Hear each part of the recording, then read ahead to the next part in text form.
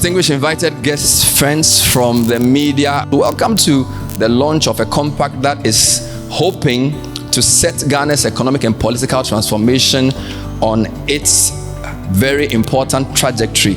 My name is Bernard Avle. I'm a reporter and a journalist with CTFM CTTV. I'm your MC moderator for the day.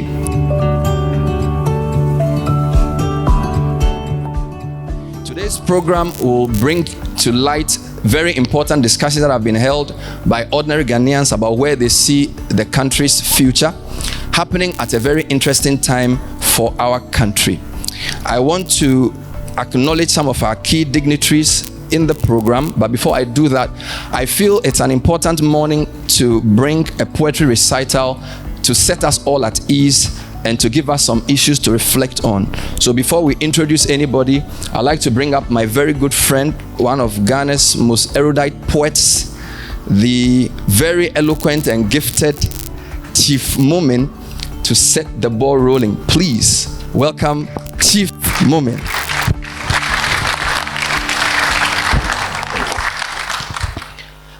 God bless our homeland Ghana and make our nation truly great and strong.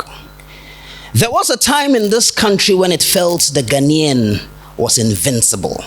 Our pride and confidence was palpable. We were a lighthouse of hope on the stormy seas of a besieged continent haunted by colonial memories. This was the marker of the Pan-African, of the revolutionary, of the freedom fighter. We shot for our dreams like a rocket into the frightening uncertainty of space. We were a new nation on our infant legs, taking giant steps, and boy, did we make some strides. Ghana needed to succeed to carry the rest of the continent along. And so across the length and breadth of this country, we worked to deliver on the ideals that inspired our liberation. Ideals of a free, prosperous, industrialized nation, a people who were confident in themselves and were ready to show the world that we are capable of managing our own affairs.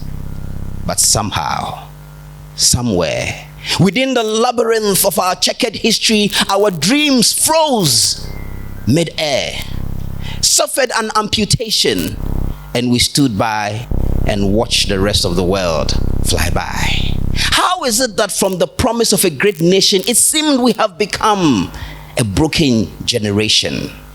It seems our young have become disillusioned, and some would rather make the perilous journey across the impossible Sahara over the deadly Mediterranean in search of the mirage of greener pastures than take a chance with their own motherland. Many are at home surfing the internet looking for a route to escape.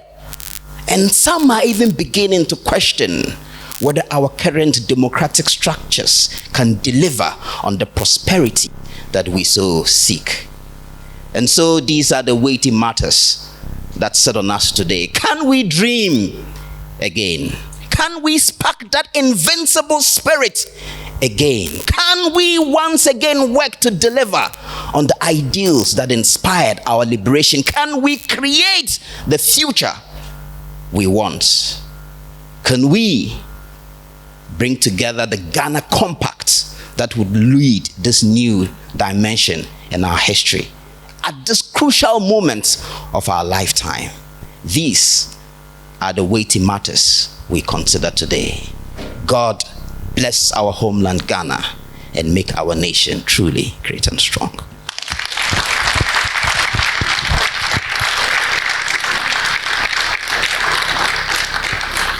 Thank you, Chief Mumin, for always finding the words to express our greatest hopes and aspirations. Chief Mumin, a celebrated poet. Please put your hands together one more time for him.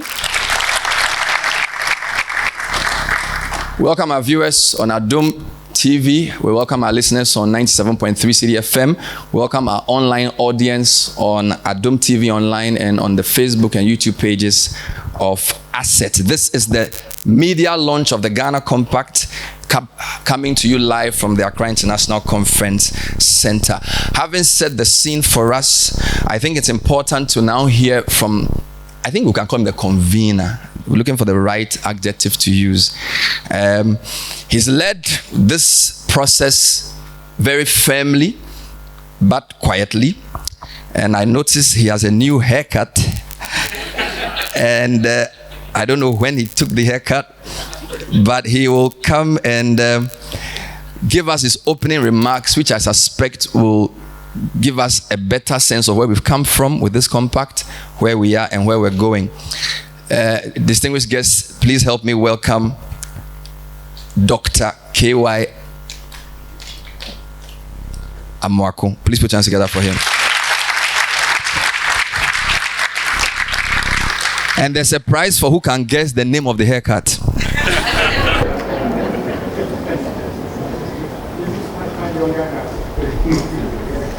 This haircut was on Friday. Yeah. My friends, before we begin today, allow me to take a moment and pay tribute to a man we all deeply respected for his intellect, his kindness, and his contributions to Ghana, Dr. Kwesi Botwe.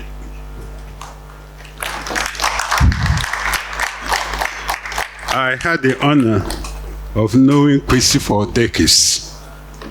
What he meant to me as a friend, as a policymaker, and as a mentor is almost beyond words. He was a historic figure, one of our country's longest-serving finance ministers, and he never stopped striving for a better Ghana. He and I had many conversations over the past few months regarding the very reason we are here today. I relied on his counsel and advice, and he never failed to give it.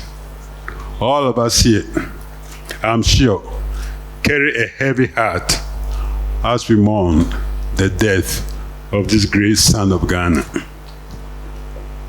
If you will, please stand with me for a moment of silence in his honor and to pay tribute to our departed friend.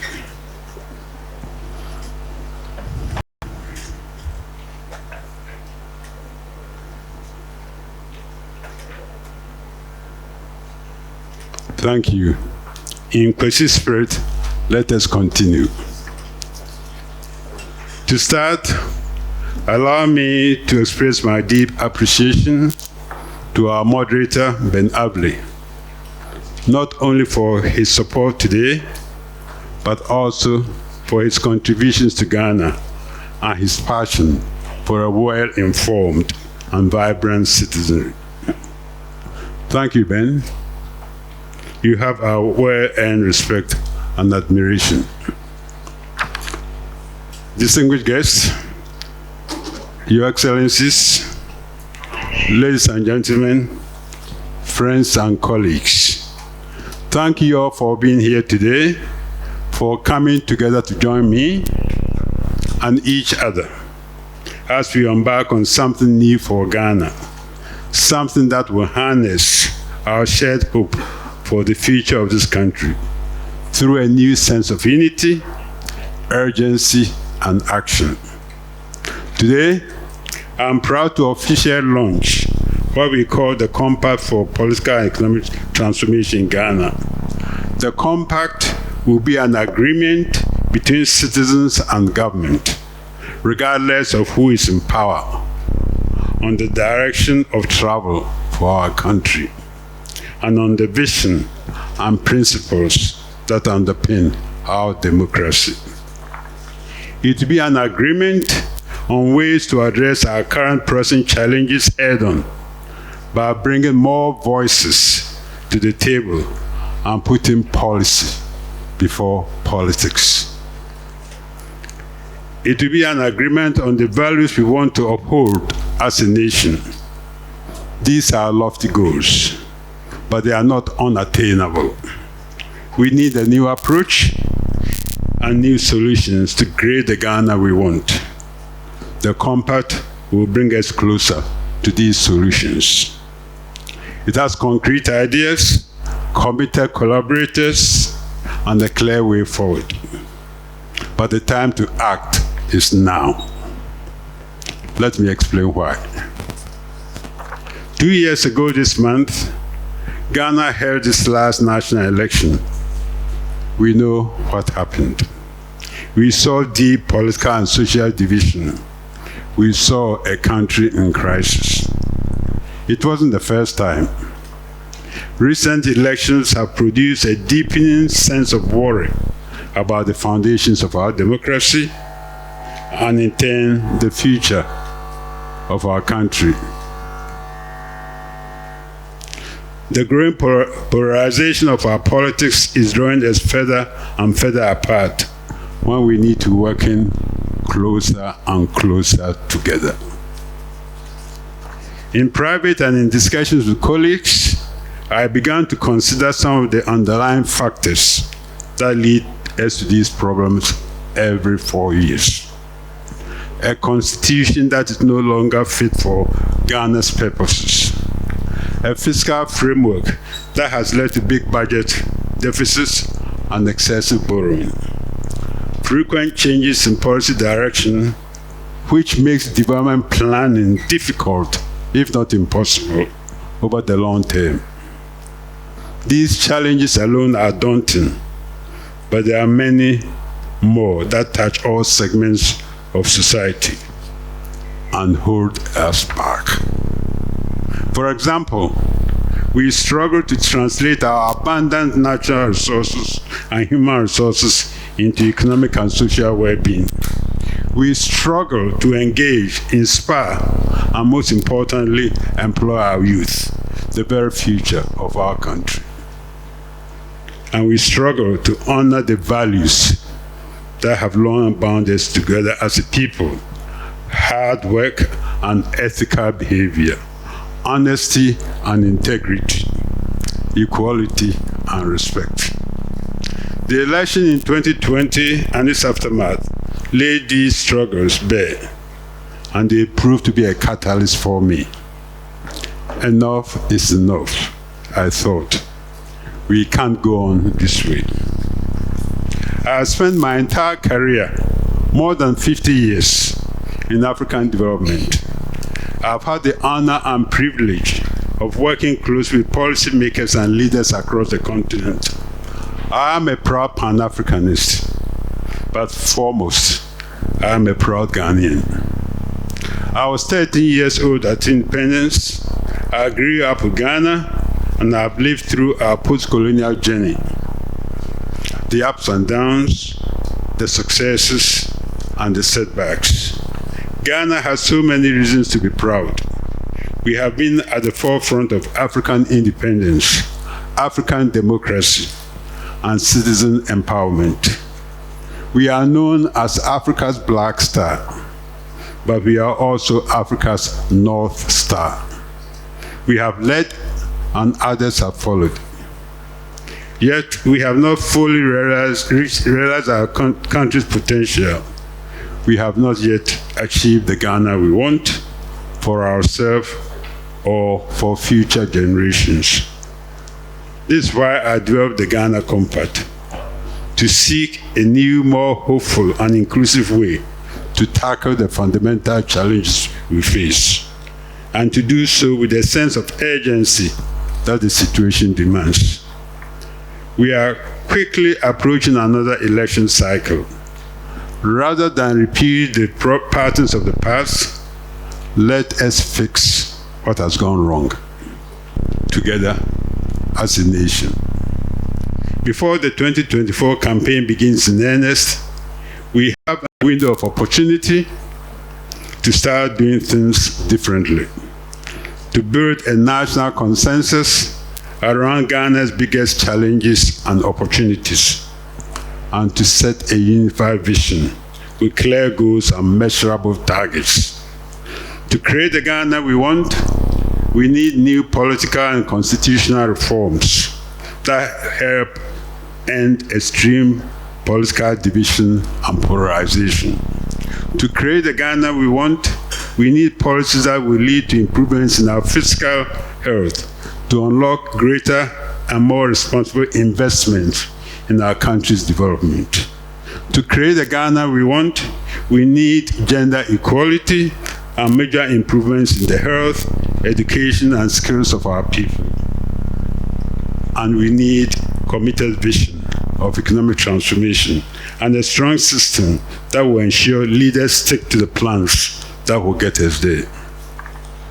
This is what the compact aims to achieve. But please, let me be clear. This is just the beginning. Next year, and even through the 2024 election, it is still just the beginning. The compact will put in place citizen-driven systems to monitor and measure progress towards our goals over the long term, across future elections and political administrations for the next quarter century.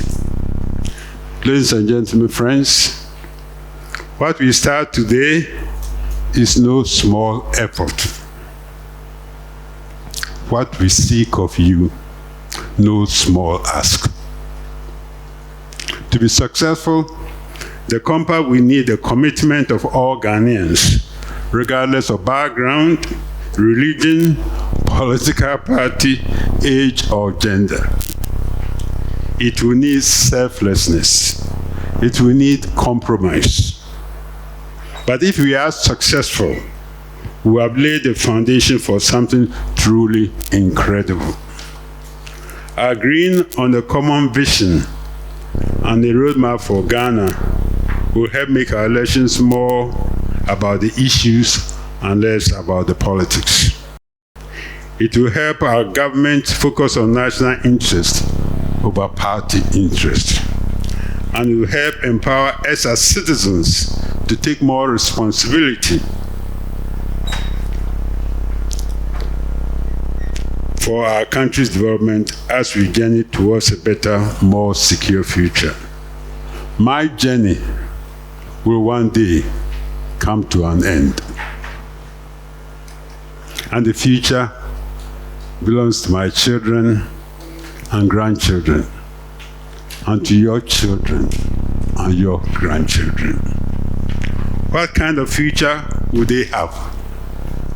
What legacy we will leave them?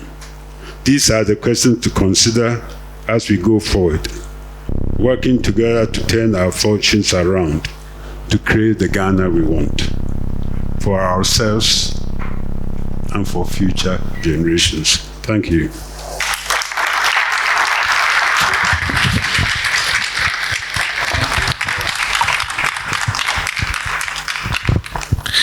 Thank you, KY. Very clear, very sobering, but also equally very hopeful. I think he deserves another round of applause. Dr. KY Amoako. Still live on Adom TV, still live on City FM. This is the launch of the Ghana Compact. Not to reiterate what he said, but to give you a sense of the timeline. Sometime August this year, technical papers were presented. There were peer-reviewed, discussions were held. If you look at the timeline for the Compact program, the launch is just the second item, and we are thinking beyond, because from next year there will be national consultations, there will be citizen engagements. We're hoping that we will capture the attention of Ghanaians before the election, as he said. And even after the election, in fact, our plans are up to 2035. There's a big national convention. So it's not only your bonds that will be paid in future. We are also thinking in future. In fact, if you look on the timeline, I wish they could project it somewhere. We have a national convention in 2045. So even Ken is 2037. We are 2045. Those of you will still be here. We will be planning for Ghana's future. Put your hands together for the Compact team. Wonderful. So I'm sure if you have the media pack, you would have seen the timelines. This is a long drawn project, so it's not a hit and miss at all. So thank you, KY, for setting the coordinates for that. We now want to bring upstage one of the very important constituencies of people we have engaged within this compact. In Ghana, usually you have lots of older people discussing things for the young people, but this compact process has been careful to not just be gender inclusive, but also age inclusive. And we want to bring up one of the important voices in our land to bring us her vision or her concept of the vision of the youth. She is with the Northern Youth Network, and she's called Radia Chentiwuni. Radia would bring to us the youth perspective on the vision for Ghana and why this compact is so critical for our young people. Please give her a resounding round of applause.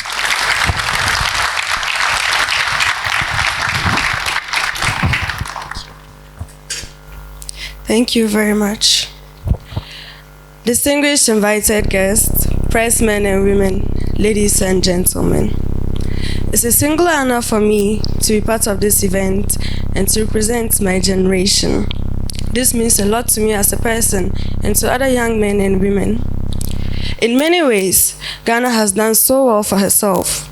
We're a country born out of passion, sacrifice, and patriotism. We have been blessed with abundant natural and human resources. We have an enviable track record when it comes to democracy, especially when we are compared to our peers in the sub-region.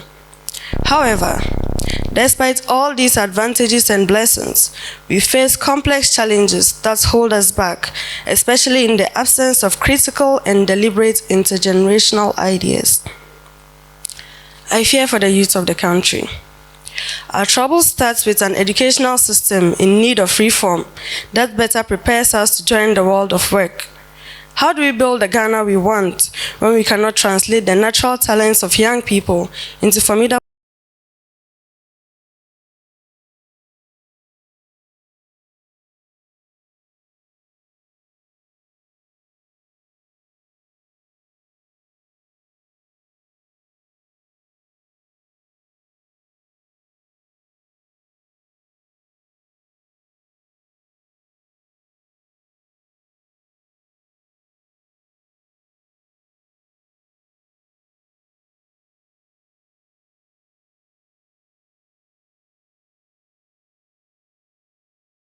while we should stay to work together for the future we want? Today brings a renewed hope that we can. Today sets a new vision for our nation that will transform the lives of future generations. With the launch of the Ghana Compact, I see a Ghana with a development plan that prioritizes accountable, inclusive, and transparent governance, a Ghana that provides quality education and leadership for the youth, a country that has values and principles with young people leading the change. What would I like to see change for this to happen? I would like a revolution.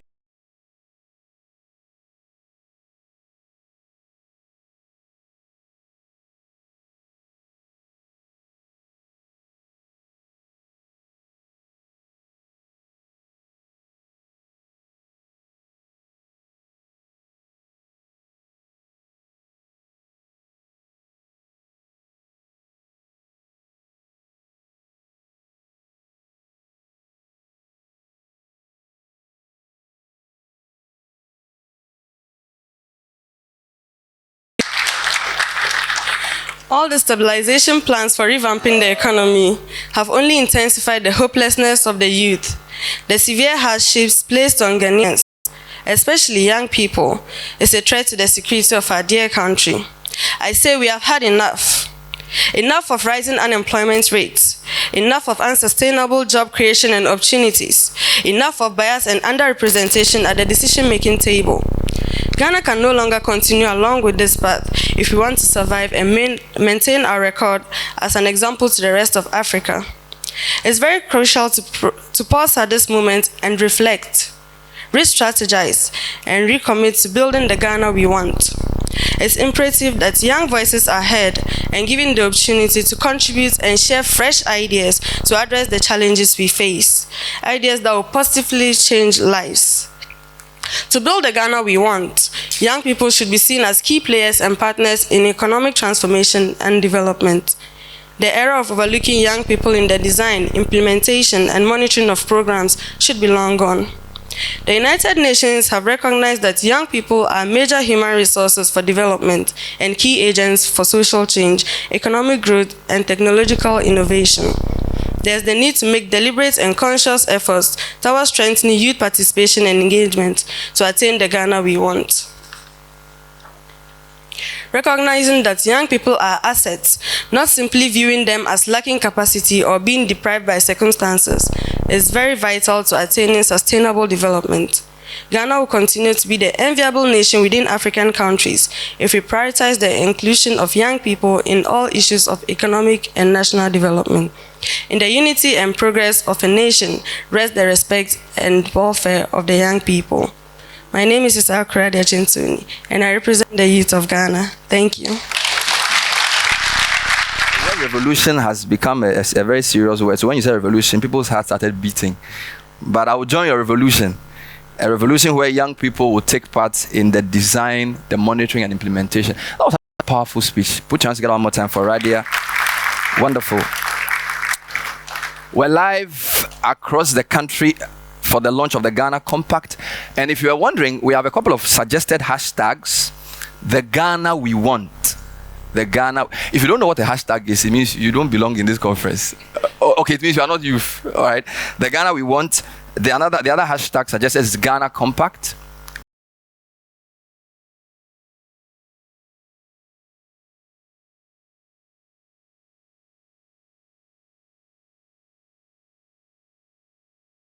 But it will be part of the citizen engagement process. And there are lots of citizens on social media. So if you're watching this online, you want to contribute to the discussion, put out your comment with the hashtag the Ghana we want or simply Ghana Compact, and it will find its way to the right place. Moving on from Radia, we're going to the other extreme, not in age, but just in terms of experience now. Dr. Mohammed Ibn Chambers has been a core part of the discussions around this compact. And he sent a video not too long ago endorsing the compact and also situating it within the larger context of what's happening across the continent. We know Dr. Chambers and all the work is done not just in Africa for the ACP group. He is a veritable sage in that space. So even though he's not here, we would give him the same courtesy we get Radia. Round of applause for Dr. Chambers as we play his short video.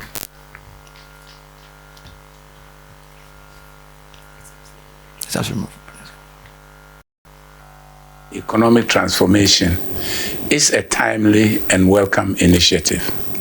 Our country has a track record of setting the pace, cutting pathways to new approaches in redressing political and socio-economic challenges of different epochs. And so it was that we blazed a trail to African political independence, triggering the decolonization of sub-Saharan Africa. In the 1980s and 90s, Ghana led the way in the political and economic reforms that set in motion democratization processes and unleashed impressive economic growth that earned Africa the accolade, the hopeful continent. And there was even talk of an African Renaissance. However, 30 or so years on, there are genuine concerns about the retreat, the erosion, or the decline of democracy in West Africa and indeed across Africa. Coup d'etat in Burkina Faso, Chad, Guinea, Egypt, Mali, and Sudan are worrying examples of a return to a past that many had thought we had put behind us. Poverty remains widespread. Inequalities have widened, and populations have not experienced the dividend of democracy. Disillusionment, frustration, and disappointment have grown. In many countries, ruling parties engage in actions that undermine electoral integrity, inclusiveness, and legitimacy, thereby threatening stability, peace, and security. There are instances when judiciary have been instrumentalized against political opponents, the independence of police and security forces compromised, accountability and oversight institutions emasculated. some states have clearly undermined fairness, rule of law, and human rights, the hallmarks of democratic norms and standards. Brazen steps have been taken by some leaders to manipulate constitutions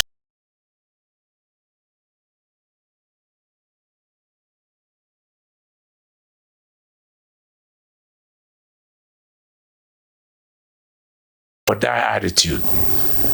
State capture, the monetization of politics, corruption, and impunity, alongside the deterioration in governance, has been a deepening of socioeconomic crisis characterized by negative and slow growth, high youth unemployment, widening fiscal deficits, huge debt burdens, and a worsening of the standard of living of the poor and vulnerable. The root causes of these problems are historical, structural, constitutional, institutional, and attitudinal. Vulnerability to external shocks, such as the COVID-19 pandemic, the current global economic crisis, or the climate crisis, only expose further failure or a lack of long-term strategic policies or programs. There is also the persistent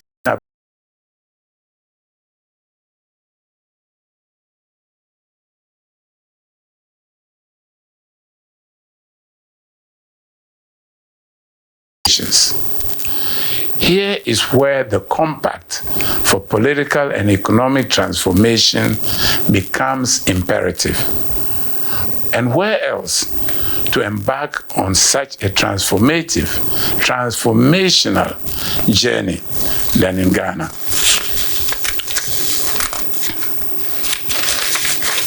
Our country remains a leader in African stability and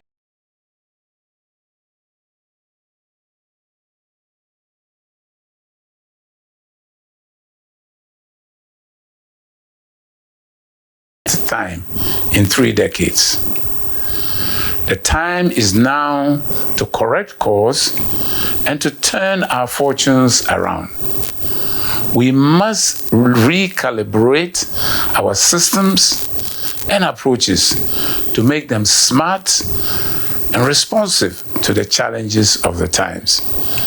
This is why over the past year, I have supported and worked with my good friend and brother, Dr. Amoako, and his colleagues as they have sought to fashion out the compact.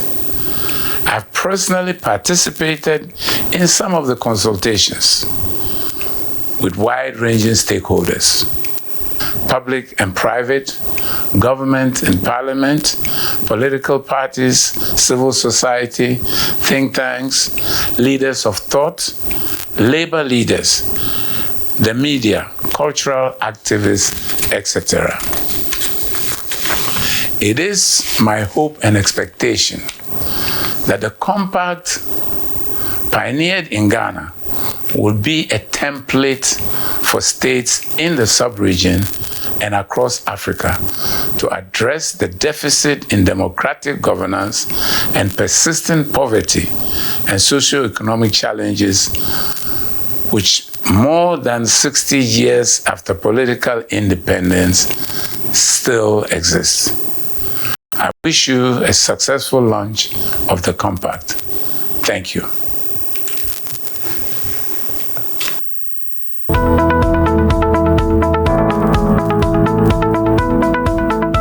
Thank you, Dr. Chambers, for your endorsement, and we are so grateful for your time. We're still live here at the conference center for the launch of the Ghana Compact, and we're going to segue into 2 very important conversations. And the conversation that will be moderated by Shamima is a values conversation. And Shamima, I was at a wedding when Ghana was playing Uruguay. You know, I wanted to spare myself the heartache. And it was funny because even though, you know, usually at a wedding, the sermons are very long. but for some reason, everybody was focusing on the game. So the preacher preached like just 5 minutes. And I'm sure the poor guy, as he was preaching, the day you missed the penalty. So he was, I don't know what he said, but everyone was like, ooh. It's like, what have I said? You know, so, and then I think the Uruguayan scored during the sermon. So the guy said, let me just end the preaching. So very short preaching. But two things came to mind during that wedding on Saturday. First thing was how people expect so much from our footballers, much more than from our politicians. In the sense that, like, they really felt let down by the day I used. Like, how could you miss against Uruguay? You know, and it dampened the wedding. And I said, well, if we can have this much hope in a 32-year-old footballer who hasn't signed any contract with us, you know, yeah, people screw us every day, bad roast V8, and we just say, hey, honorable, we can't do that. So there's a very important conversation about values. The second thing, whilst we waited for the pictures to be taken, around the 75th or 80th minute, I was asking the guy next to me, oh, what's the score? So I've stopped watching the game. I said, why have you stopped watching the game? So, 2-0 against Uruguay, I will not come back. I'm like, you are a fan. You can't even support for 90 minutes. And you want the footballers to fight for 90 minutes. So there's a problem there, right? If you can't be a proper fan for 90 minutes, how do you expect 22-year-old kids to run for 120 minutes and defend your flag? And I said, you are a problem. Because the fact that you've given up after 2-0, 78 minutes means that, so if you were a player, what would you do then? So I feel there's a very important conversation about values, things around courage, hard work, hope, honesty, that we don't have enough in the country. It's not just about hardcore macroeconomics, whatever they call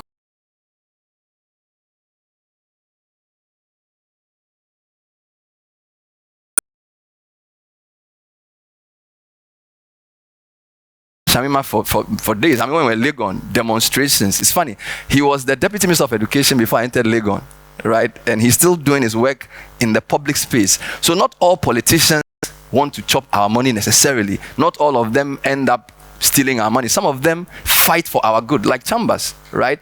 And so Shamima would lead a conversation with a nice spectrum of people we've selected to summarize some of the things we discussed. Because as I say, the compact, there have been conversations and we are getting more feedback. So this is to tease out some of the key values issues. Very religious society, honesty is very scarce. So we invited two leaders of very big religions. Two men I respect a lot. Dr. Fayose is wearing his collar. Powerful. And also Sheikh Shaibu. They are very good friends. They are laughing. Shamima will deal with you today. So we have a panel. So essentially, Shamima, please put your hands together for Shamima. Shamima, yes. Shamima, Muslim. So whilst I'm talking, you are checking your mic, making sure you're at the right place. You sit in the corner, just buying time for Shamima will have Reverend Fayose, Sheikh Shaibu, Vera Ado from Civil Society, and she has a queen mother as well, Queen Borisa, and then a young person, Jessica Chumesi. So please put your hands together for Shamima. Good morning. For the task ahead, we need the energy we can master. So let's give ourselves a round of applause once again. It is said that it's only action that changes things, and that for transformation to occur, we need a critical mass. Thank you for being present, and thank you for giving us hope that we have that critical mass to change the trajectory of our nation's destiny. Give yourselves a round of applause. So I'm going to introduce my panel members again. From my immediate left, that will be Reverend Fayose, General Secretary, Christian Council. Please give him a round of applause. Sheikh Shaibu, spokesperson for the Chief Imam. Round of applause, please. Jessica Chumesi, right? Oh, Jessica is at the end. So Vera Ado, Oxfam, thank you. A round of applause. Queen Borisa, who is the Queen of Yagbon Kingdom of Savannah region. Let's welcome her with a round of applause. And Jessica Chumesi from the National Union of Ghana Students. They say that as the man thinketh, so he is. As he continues to think, so he remains. I didn't say woman, as a man thinketh. But as human beings, the mind is indeed a very powerful tool. And Bernard made mention about the importance of courage. There's a quote from Maya Angelou, and she says that courage is the most important virtue that we need, because without courage, we cannot practice any other virtue consistently. So this morning, we want to invite courage in our hearts as we really discuss what is missing in terms of the mindset for true transformation and why transformation eludes our state. Travesty, as we've been reminded that we sit on arguably one of the richest, if not the richest continent, and yet the most impoverished. So I'm going to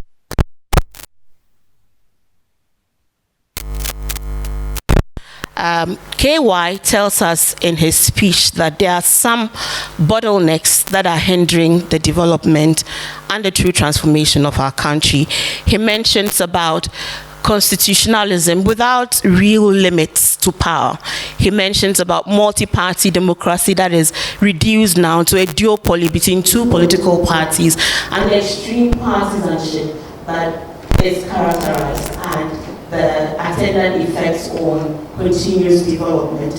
He mentioned about indiscipline, specifically fiscal indiscipline, not only during election years, but current experience is now showing us that we can't build a country where we spend more than we can, rake in. It's inconsistent.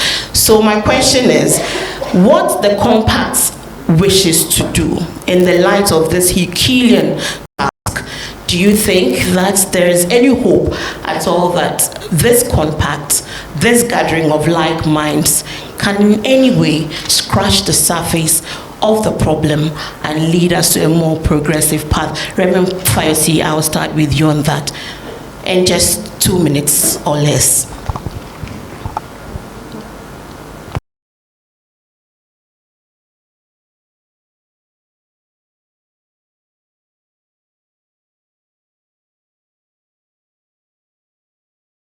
Thank you very much, Shamima, and thank you for the opportunity, ACET, for us to be on this panel. Your question is a really tough one. Yeah, it's like a university exam question. Yeah. Is there hope? Yes, there is hope.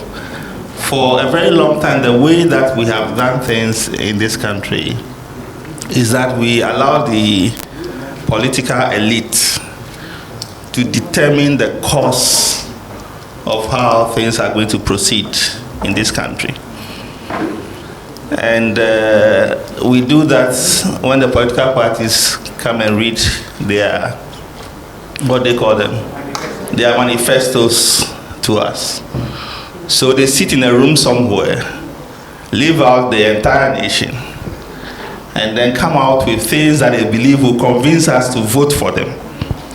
And then we go ahead, and if we are convinced, we vote for them. And they prosecute that agenda for some time.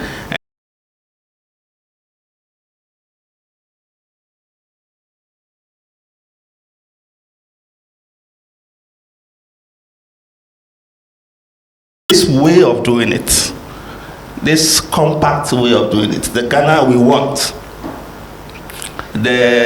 starting with the think tanks in the general population, being non-partisan, consulting and engaging all the sectors of the economy, of the country, and then moving beyond that and consulting with persons at the grassroots, I believe will be a way to churn out a new path that can lead to the future we want, that can lead to a compact that will lead to political and economic transformation. Thank you. Sheikh. You have to pass this to you. Thank you very much for the question. Whether there is hope, as humans, as somebody and where the background from I come from, I say there is hope, and we cannot throw our hands into despair and say we have reached the end of our progress. Definitely, where there is life, there is. But the important thing to understand is where have we gone wrong? Where are we now? And what is it that we need to depart from the past of the wrong things that we've done and chart a new course? I'd like to make reference to Professor Adai's definition of leadership. Not exactly, but to put it the way I heard him saying it. He said, leadership is about visualizing a better future. And it resonates perfectly with what we see here, the Ghana we want. In other words, and I think that there is a sense that we have had a sense of very blurred vision of where we want to take Ghana. And that is expressed in the way that we see the dichotomy or the difference between the political parties. From the beginning, even about our National Development Plan, Vision 2020 goes, we didn't see where it went. We were there. Then NDC came, Nimoy Thompson came, and then he said we should come and then meet. And then I was part of it here to express the religious point of view of it. We came and did. After that, MPP comes, another one is there. It's clear manifesting that there's our sense of our future is so blurred. So we have not been able to get it right. And I think it is one of the things that we looked. But there is hope, because you listen to the youth these days, and with all due respect to the duopoly, there are people are getting tired with the way things are being done. And you hear things that, why don't we put aside these two parties and see where we can go? It is an expression of the fact that the duopoly has not worked for us. We can see the extreme partisanship. Politics is not so much about what is the best for the nation, but it's about what is the beneficial to the political party. And I think that it's important that we state that one clearly. Leadership is about mobilizing, also about determination of how to get to the better future. And that must also be clear in the way that we move. For the past, it appears to me we have not been able to get that one right. But once we have today a situation like this, where decent-minded people, truly patriotic, who have a sense that politics is about leadership, it's about trust, it's about doing the best for your nation, coming together and be reflecting deeply about what is it that has gone wrong, what is this that determines a better future, what is this that reduces the gap between the poor and the rich, what is it that restrains unbridled use of power for the benefit of it and for the benefit of the citizenry. Where we have reached gives me hope that among the youth, we have just Radia now spoke to us. Bernard Ablay is one of the young people that I have listened to a lot, and sometimes he strikes me a lot as I sit in my car listening. And then you find very elderly person like older than me, Dr. Amoako, now coming to reflect. So it means that both the youth and the old can have a uniformed sense of what is the best for a nation. And I think that has been spelled out clearly here. He spelled it, and the young lady has said it to us. And here we are. If we can really be driven by the new vision, clearly stated, establishing how the determination of the direction, there is hope. We can change the circumstance between now and whatever timeline we set to ourselves. I am now around 66 years, my age, and there are older people. If I live for the next 40 years and I'm 100, I want to see a changed Ghana. We need a certain new breed of a Ghanaian person that has a deep sense of the love for his nation, the courage to talk about what is right and what is wrong, the honesty, the accountability, that just to get in politics does not mean you must benefit from your office, but that you think politics is a legitimate means by which you take political authority so you can give the best, leave a legacy for younger ones to come and see. Thank you. We are definitely at a melting point. So how, Vera, I'm coming to you now. How will the compact be able to rise above this partisanship and the noise and truly create a new inclusive path? Thank you, Shamima.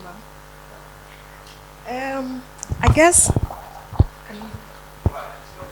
Okay. So I think we can all agree that it's long overdue, and we all need this process. What was left is to start it. And so this compass started by ACET is the way to go. The politicians agree, young people, older people, and so. Okay. I'm so sorry. Okay, so Shabima, I think that we all agree that we need this process to go beyond the partisan and the kind of duopoly we have in our country. And I think that is long overdue. When I say it's long overdue, for number of years we keep talking about it. How can we go beyond this kind of every 4 years we go and vote and that is the end, and then we just go and sit back, and then the party in power will continue with his campaign? We can't continue as a nation like that. And so how do we move beyond that? We wanted this, we needed this, everybody was calling for it. But what was left is that who is to start this process? And for the political parties, no, because they have their own interest. And so there's no way they will start it. We've seen them give us a lot of promises, and after they get into power, then be like, okay, we are all benefiting. Why do we want to change the process? No, the Constitution benefits us a lot. We need the ex gratia, so we won't change it. We've had members of parliament who have said, okay, we need to scrap this. We don't need it. And then they get in and realize that, oh, the money is good. And so they forget about the promises. And so this initiative is very important for us as a country. And I want to commend ACET. We need this. We needed this. I remember in 2015, we started the World We Want. And I was part of the young people. We started this campaign, moving from the Millennium Development Goals to the Sustainable Development Goals. It was a whole worldwide campaign. And we to hear a lot of voices. What do young people want? What do women want? What do persons with disability want? How can we have a society that it's inclusive enough for everybody to participate? And so we came out with the SDGs. And I remember at that time, I was asking myself, how can Ghana decide on the Ghana we want? I really remember, I thought that if we are looking at the global agenda, can we also have national agenda? Can we have regional agenda? Can we have district agenda? Can we have community agenda to say that this is what we want in our country, even in our community, wherever we find ourselves? Can we change the way we are doing things? We agree that on the path we are going now, it's leading us nowhere. And in fact, it is the hope that is keeping us alive and also keeping this country in. Immediately we lose hope, it means that everything is falling apart. And so for me, I think that this is something we need to all come together and say, yes, this is what we want. If we allow people to think that others should start. And so yes, ACET has started. Can we all rally behind ACET and say, we can't continue on this path, and it's important for us to pause and reflect as Radia charged us. So I think that this is a good way to go. Thank you for those opening remarks. Right. Now, Borisa, you are a member of the traditional authority. How do you feel represented by the vision that the compact, espouses?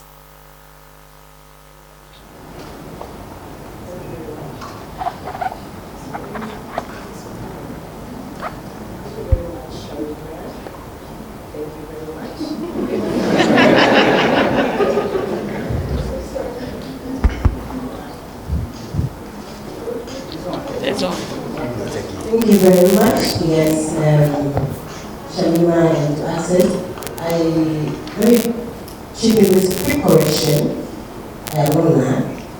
So I am Uche Boresa, it is a J1, the first of the Jago Oja Kenya region of Ghana. Thank you. This was a very good initiative, and indeed, having us to be part of this meeting alone is a great move by ACET to bring on board traditional leadership as part of the process of having the political inclusion we want. So when Amoako spoke, he said the compact is an agreement between citizens and government. But there's a deficit which this compact seeks to come and address. And I think that there is a lacuna between political governance and cultural governance. That is a deficit. How can we merge the two? Can there be some connection between political governance and traditional or cultural governance, where you don't come to us only when you need votes, you don't come to us only when you need lands, but how do you integrate chiefs, queen mothers, traditional authority into the developmental framework? There was a time some of our chiefs were arguing that, okay, can there even be a second chamber of parliament where we have traditional rulers? So the parliamentarians who are voted by the constituents are there. A second chamber made up of traditional rulers across Ghana are also there. When the thing moves from this chamber, it moves to the next chamber. Before the president assented, we as traditional leaders have a take vis-a-vis what cultural norms and practices of the people of Ghana are. The Ghana we want. When the issues of this gay rights and stuff came, we all refer to, oh, the culture, it's our culture prohibits this, our culture prohibits that. But when it comes to development, then you take us out. You want to include it. Thank you. Thank you very much. I think that a chieftaincy institution has a pride of place in our constitution. No government can decide in and of its own to just take it out of the constitution. So I think we have a good way to start from. And Vera, right? I keep mixing it. Jessica from the National Union of Ghana Students. They said the future belongs to the young people. How represented do you feel by this new wind that we hope will blow and truly transform this nation? Thank you, Sharma, for the question. And I would want to commend ACET for this initiative. I think it's a great one. And I would want to thank my mentor as well. We happen to be on the same platform, Vera. She actually recommended me for this. So thank you, Vera, for the opportunity. Yes, for me, I think the compact is very important. And how can we actually help this compact work? There should be a broad engagement, good representation, because I mean, if there is no good participation, why would people want to be a part of it? If major stakeholders are not involved, why would they think there's a need for them to actually even enforce this? And again, the compact should actually have two sections. We should have the technocrats and also the political, such that there should be a part that remains untouched, regardless of which political party comes on board. There should be a place that remains untouched. And I also think this is not the first time we are trying to draft a national plan of which we would all want to follow. It has happened several times. So what makes this compact different from the other ones that we are seeing? I think over the years, one thing that is missing or is lost is that we do not see coherence in the instrument. When I say that, I think the instruments of the compact are not mostly legally binded. So when politicians or people assume offices, they do not see the need for actually towing the line or moving in line with the plan. And so going forward, there should be a legal backing that will actually make sure that politicians or people enforce this. And then with the youth, I would say I feel so happy being here, because being here alone means I've been given the space to operate, and I've also been given the voice to be heard. So thank you, ACET, and thank you all for the opportunity. Thank you so very much. So we're jumping now into the conversation proper. And because this is a value conversation, I'm going to start with you, Sheikh, first on this particular one. A couple of weeks ago, I saw Manasseh make a post that he heard there were supervisors supervising invigilators, supervising an end of term examination at a seminary. I just died and woke up again. I think for me, that was an awakening to perhaps where integrity is now in our society. And the religious leaders will often tell us that they are the moral voice of our society. And of course, any society without its moral voice is doomed. So next question is, many Ghanaians believe that this country has lost its moral voices and leaders. Do you agree with this thesis? If so, why? If not, why not?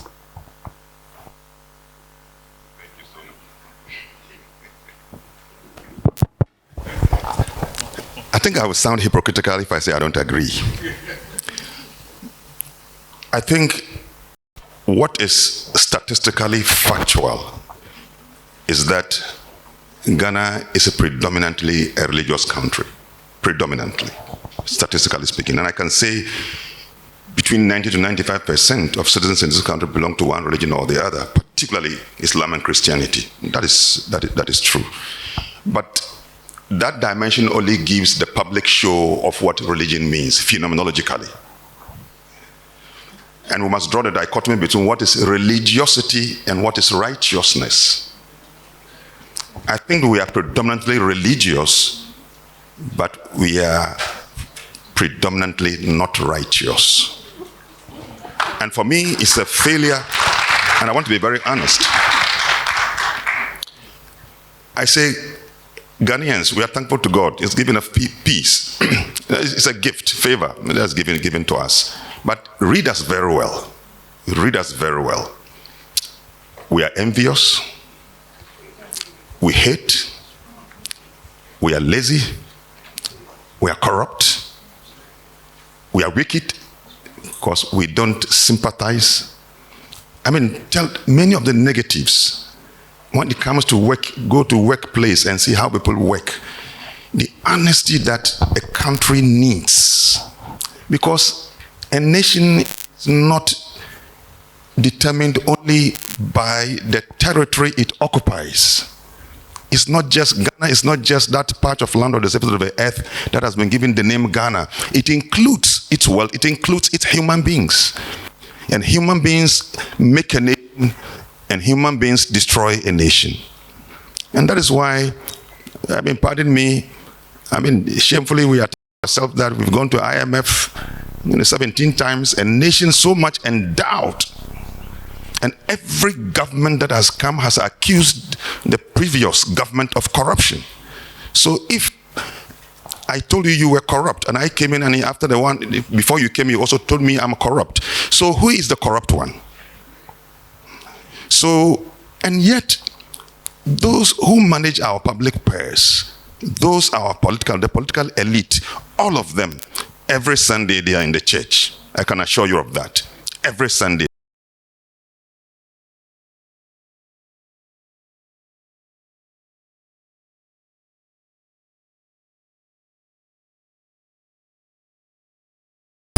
What is the impact of religion?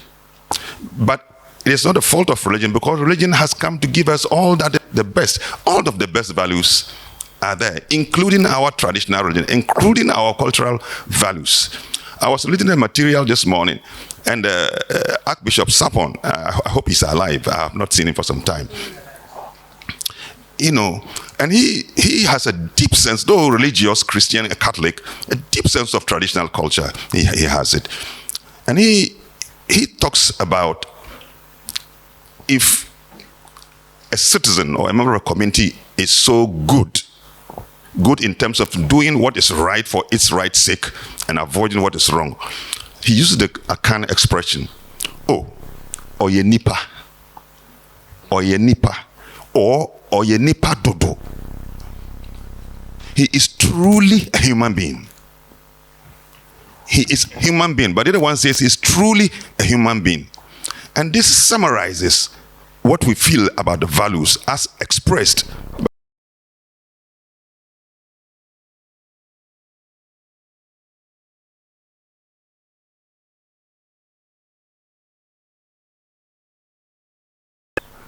In other words, if you can really assume the purity of God, it doesn't remain inside you, but it is fully expressed, and you see the beauty of God's purity in the way that you act.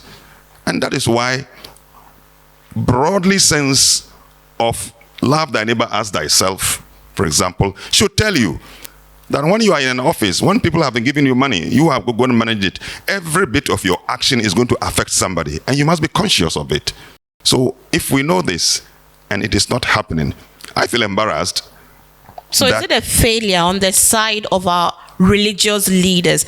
Are they themselves failing to be good examples? Because if I come sit in your church or your mosque and you preach to me on certain virtues, and I know you are the exact opposite, or you do exact opposite to what you're preaching to me, there's no integrity in that message. And if you who are supposed to be closer to God can do it and get away, me, Kojo Mensa, maybe if I also do it, I can get away with it. Sheikh, briefly, before I bring we can see some facades of some of those things, among religious people. I mean, religious people like myself, we are all not perfect human beings, but we do our best. And as long as we are representatives of the virtues, and we carry what I describe as the moral mandate to be able to guide society, we must be representative of the virtues. Sometimes we do the virtue ourselves, but maybe in terms of approach, is it enough that only once on Sunday, on Friday, that I've spoken to the people?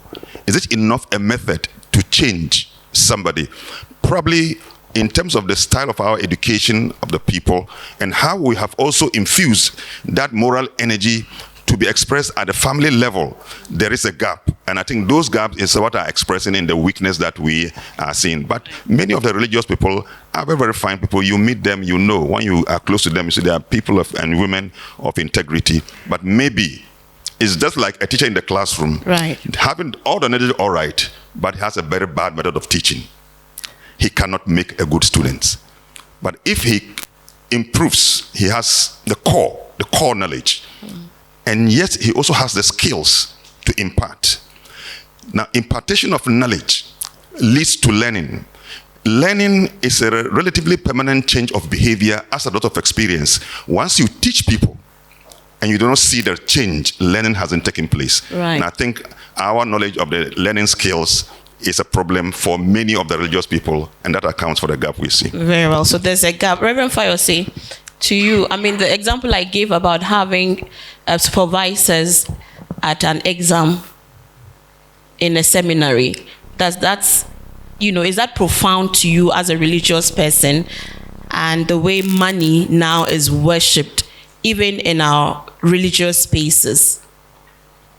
Thank you very much. Thank you very much, Shamima. I believe that religious persons are as human as any other person. And as a religious person, I believe in the fallenness of humanity. So it's not just ordinary persons who are tempted by sin and fall into sinful situations. Even the very religious of us have the same problem. So I am not surprised at all that we will have invigilators in an examination hall, even in a seminary. But I must say that when I was in seminary, someone sold granules and water.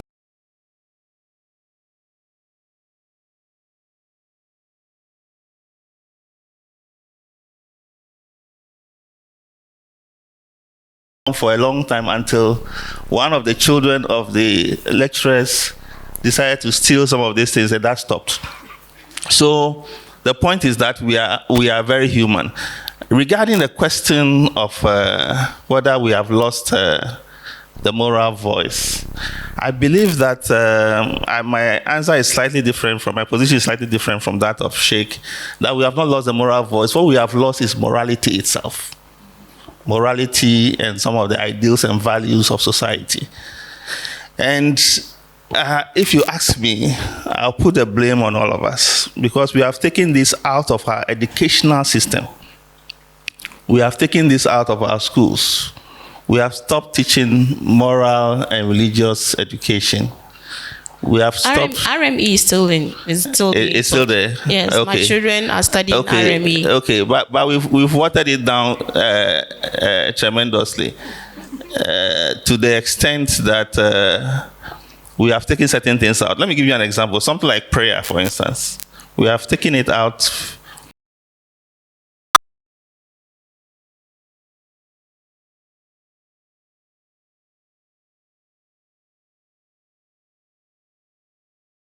if we want to build the Ghana we want, if we want to build a compact that will lead to political and economic transformation, unless the Lord builds the house, the builders labor in vain. I believe that value is still necessary if we are going to make an impact. Unless the Lord watches over what we are doing, it may not succeed. If we have that at the back of our minds, apart from doing all the other things that we have to do, that religious value is also extremely important. And that is leading to some of these things that we are saying. It's not that the religious leaders are no longer speaking. It's not that the religious leaders do not have integrity, even though we have a lot of charlatans around. The reality of the situation is that we have taken some of these things out of our system and it's coming back to haunt us. So, I mean, you mentioned about the values that are being eroded. Can you mention some of those important values that you think are, affecting the fabric of our society? And as you mentioned, I think Sheikh mentioned about religiosity and practices. So you mentioned prayer, for example. How do we ensure that secular societies are able to do their secular things without undue religious influences, which sometimes also leads to exclusion? I think Sheikh has already mentioned the fact that Ghana is a very religious society. It is not so much a secular society. We have religious pluralism, even though some things are modeled along secular lines. So I don't think that in Ghana you can say that religion is kind of an impediment in the way of a secular society. Because even our constitution recognizes the fact that we are religious persons. So for me, the values that come out of religion are extremely important for development. For example, hard work. For example, discipline. For example, integrity. For example, love of neighbor, love of one another. So there are so many values that emerge out of religion that we have to hold dear. But we have to first and foremost also believe in those religious precepts before we can believe in the values. Yeah. Very well. I'm coming to you now in Kliwureche. I hope I got that correct. There's an opinion piece that was ahead of this event, and it read, and I quote, "Most of our societal challenges are related to our culture, values, norms, and related practices that sustain and promote gender inequality and injustice. Women and girls continue to experience different forms of exclusion and are subjected to sometimes dehumanizing traditions such as witchcraft allegations, female genital mutilation, and forced marriages. These are very deep-seated practices that undermine the ability of women and girls to achieve their best and denies them sometimes of their educational, political, and health rights. As a traditional leader, in what ways can we transform some of these cultural norms if we're truly to build the inclusive Ghana we want?"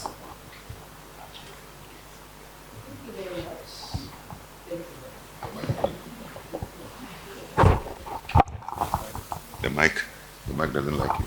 Thank you very much. I think my mic doesn't like me, so I'll just pass it on. Transformation is the way to go, but transformation, it's a very difficult task. I would often say that if we want to see a transformed world, or if we want cultural leaders to be transformative when it comes to our cultural beliefs and practices, it all hinges on girl-child education. They're going to say women empowerment. Yes. An empowered woman is a free woman, I keep saying. And I think that one of the most important ways we can fight against the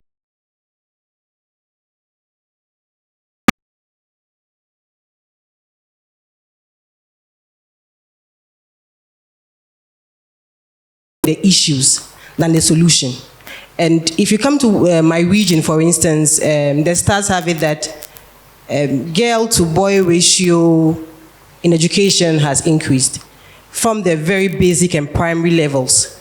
But then when you move on to tertiary, then it starts from junior high school to senior high school, it starts dwindling. And then you have 20 girls start from primary and have just 2 or even 1 moving on to tertiary education. So that's one of the major areas that I think that if you're able to work on, we can bring some transformation. But let me commend my mentor, Nana Adjoa Awendo Obapa. She has done a lot with traditional authority through the Obapa Development Foundation. And her focus has been to see how best she can empower traditional authority, especially Queen Mothers, to come to terms with what these issues are. So through agencies like the UNFPA, the Ministry of Gender, she has empowered over 300 Queen Mothers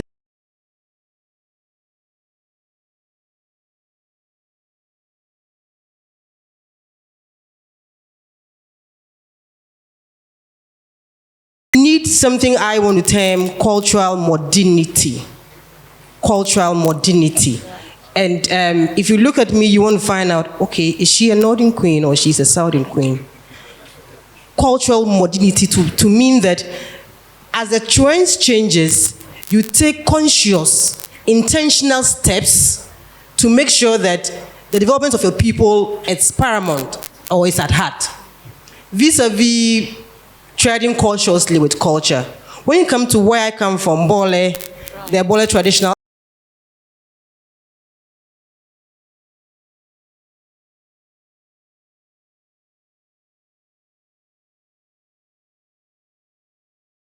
and skin Queen Mothers who are but intellectuals. Nurses, teachers, accountants, bankers. So if a nurse, if the Queen Mother is a nurse, issues of childbirth won't come to her and she wants to seek so much of traditional attendant, she will rush you to the hospital. The Queen Mothers who are teachers are ensuring that every girl in their community goes to school. The Queen Mother ensures that if any man in the community impregnates a child, issues of teenage pregnancies come up, the man is brought to book. So I think it's a conscious effort that we all have to do. And across Ghana, I know a lot of chiefs and Queen Mothers are doing a lot, but we have to be intentional about it. And then I also say that, right. let me bring it back to the compact argument, to say that a traditional authority can work hand in hand with government agencies, so that if people are found culprit, we don't roll the cases under the carpet and say, oh, let's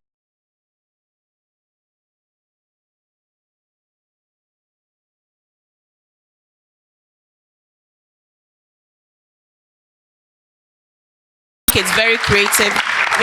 Our time is up, but let me give a minute each to at least the student and my colleague from Oxfam to wrap up with key values that you think we require to move this compact from. Jessica, I'll start with you.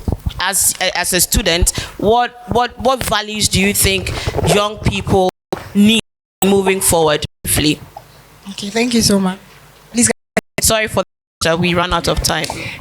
Thank you so much for the question. I think one of the things that we encourage is certainly corruption.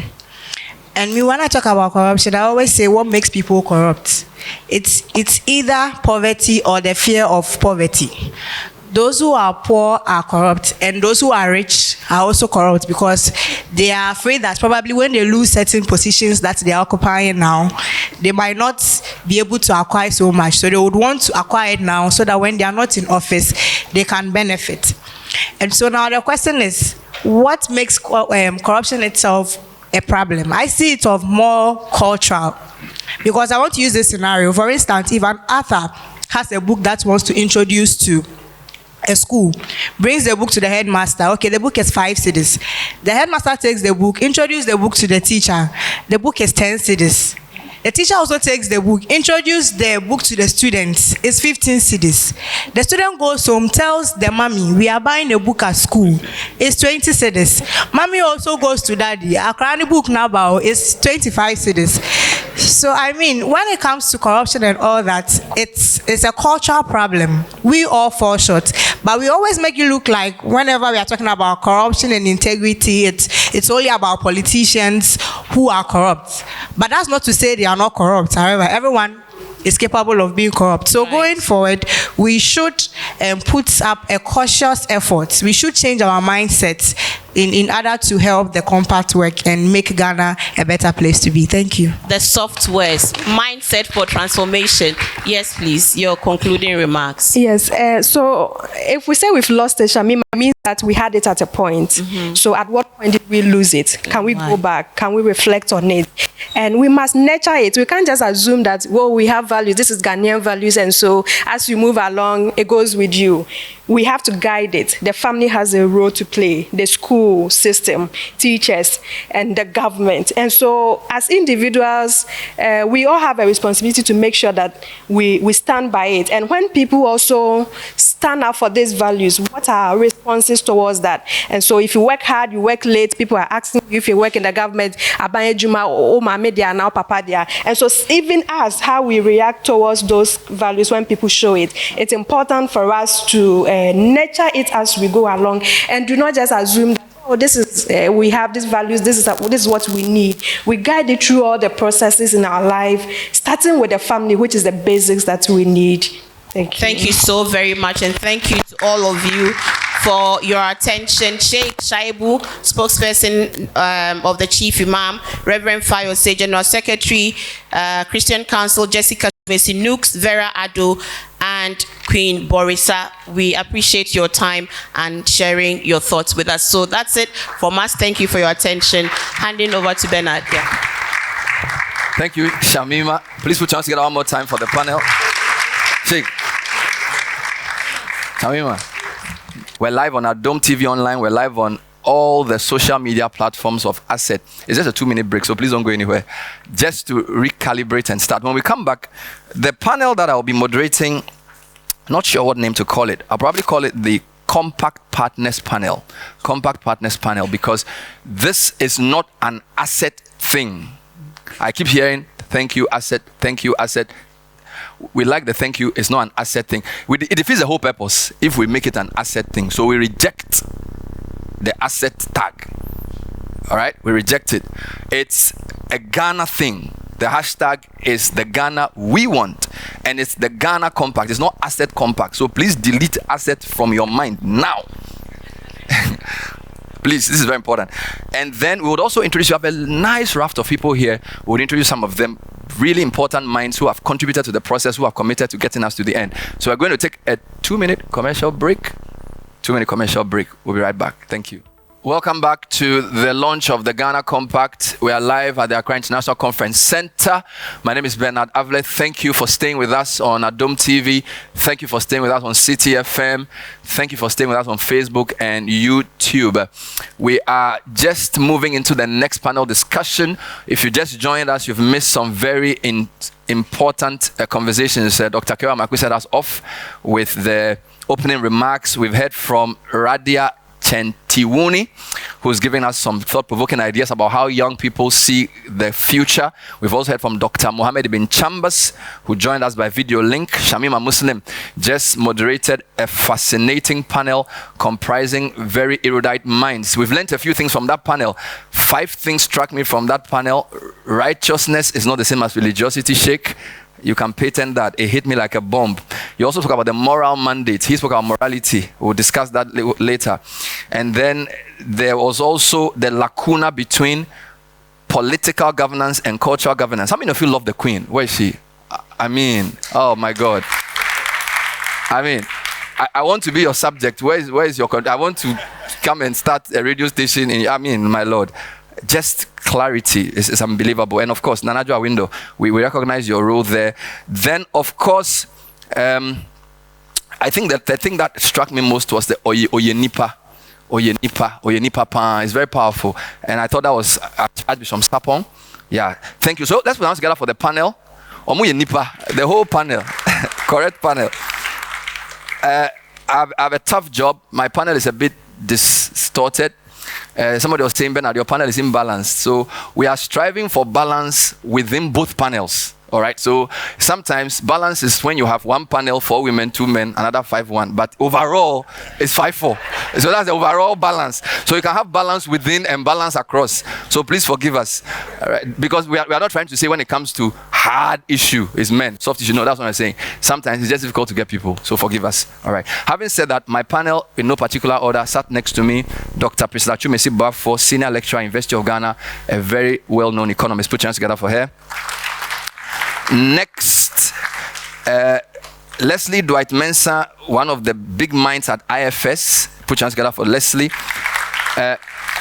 I forget your title, so that's why I didn't. You're a policy analyst, all right? He used to be a journalist, but I realized that it doesn't pay well, so he went to the policy analysis. He used to write for the BNFT. Very thought-provoking. He left. I'm the only one left. Kuku Sechado has left. They've all left. So we also have sat next to him, Dr. Manuela Kwete of IDEC. Put your hands together for him. I call Doc an eternal optimist on Ghana. We'll have an election cycle. They will have all the things, and you call again, Bernard, we have to engage again, civil society. He never gives up. I don't know how he gets his energy. So, Doc, keep going. Thank you for what you do. And then we have the new energetic brand of CSO, Franklin Kujo of Imani. Franklin Kujo. So we have all the various brands of civil society. And then, very important for us as well, Dr. Kojo. You know, Samima, I said something. You said Kojo Mensah. Kojo Mensah Abrompa. So I don't know whether you were deliberately mentioning it or you were just saying it by the anointing. But the NDPC DG is called Dr. Kojo Mensah Abrompa. So you mentioned it. You almost got it. Flesh and blood did not reveal it to you. He's the DG of NDPC. Put hands together for him as well. So what is this panel going to do? A couple of things. Civil society is very critical to all of this. So we want to find out to what extent they see this as something that is collective. Do they buy into this? Is it going to work as well? And then, of course, what are the priorities they see the compact outline, and how can we modify it? But I want to start with Dr. Kojo Mensah Abrompa, because we have the Constitution. In that, we have the Directive Principles of State Policy. We have the National Development Planning Commission with all your big development plans. So do we even need a compact at all? That's how I open with you. Thank you. The mic is on. Just speak, it will come. Okay. Thank you very much. Yeah. Thank you very much. I think that I'm the biggest beneficiary of this process, in the sense that planning is a logic, and the logic begins with the people. So anything which comes along to enhance participation of the people and getting the people at the heart of it makes it more beneficiary, more logical, and also it also brings about the irrelevance of the plan. If you look at what we have done and what we are doing, it is a bit different. A bit different in the sense that the past process reviews the planning as more of a technical activity. More emphasis on what we do in terms of all the calculations, the jargons, and then we do more of less application.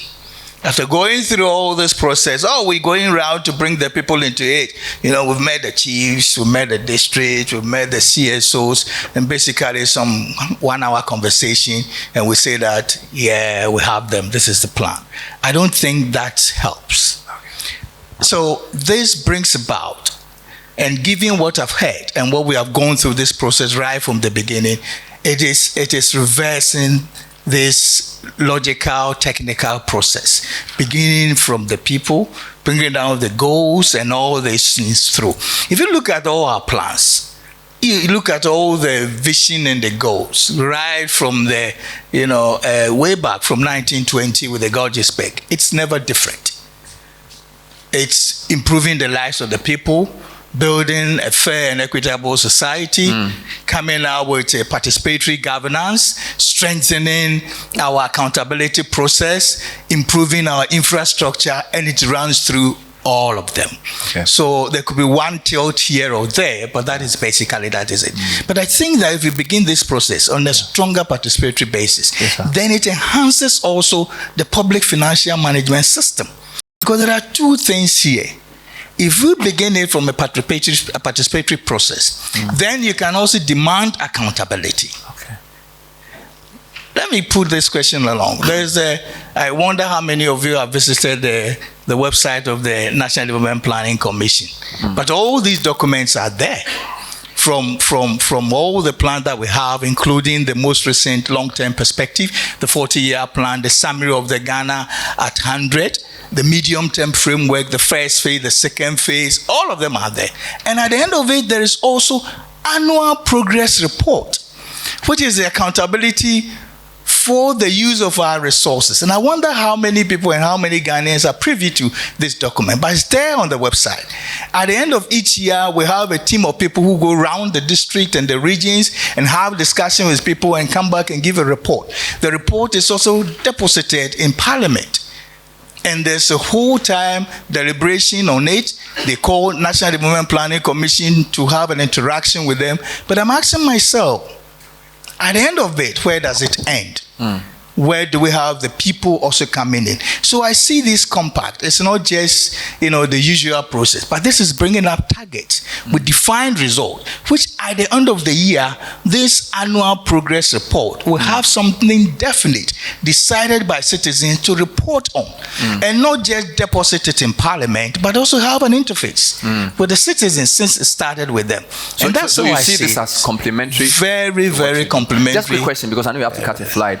Sometimes we've seen governments come and say they disagree with this plan that this previous government put in place. How do we position the compact to deal with that across changes in government? That's been one of the challenges.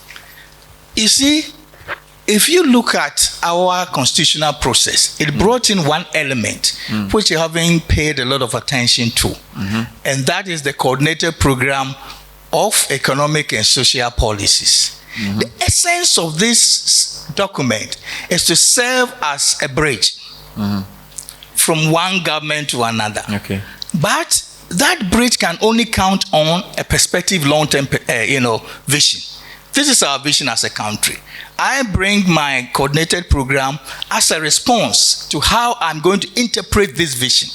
There must be a vision. There must be something which is set for it to be interpreted. It's demanded constitutionally. 36.5, it is there. When you present it, it is also a point where you can harmonize your own political vision and experience and what we refer to as manifesto. That is why you harmonize this with a vision and a long-term process. And then it goes on with a medium-term development plan, and then it ends all the way to implementation and monitoring.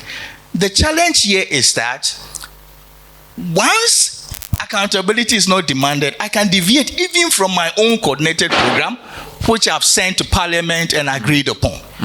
But if there's accountability at the end of it, from Parliament, from citizens, deviating from what you have set and what you have established with the social contract with the people might be difficult. So that, for me, I think is the missing link, where we can demand accountability. Said that if there's a deviation from the plan, from what you said you're going to do, from what citizens agreed with you to accomplish, then fantastic, we will be on track. Thank you. Please put your hands together for him. If you leave us, I'll not be offended, because I know you have a flight to catch. Dr. Akwete, you've seen a lot of things in your life. So let's be honest with us. This compact thing we are doing and all the nice things we're saying, will it work? Basically, if it won't, what should we do to make it work? Simple. There's a mic next to you. Thank you very much, and good morning to you all. I think there are conditions for it to work. It's a well thought through compact idea. The 6 issues areas they define. And what is challenging us probably is also to understand what a compact is. The compact is not the agreement you sign because it's in a certain legal language, and you are told if you don't do this, this would happen or whatever. The compact from my perspective is has a normative values and commitment elements in that. It's voluntary, you are not forced.